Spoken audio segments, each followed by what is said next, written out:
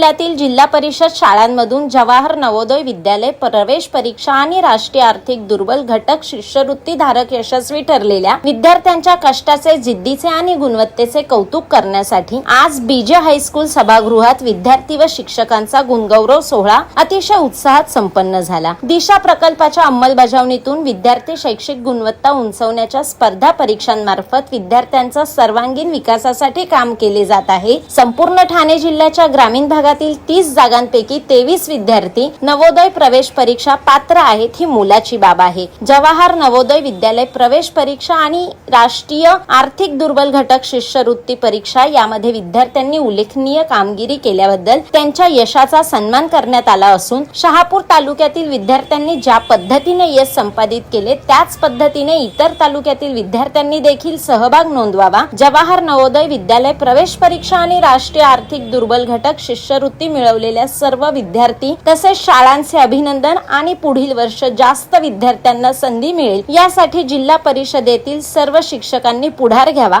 असे आवाहन यावेळी मुख्य कार्यकारी अधिकारी रोहन घुगे यांनी केले।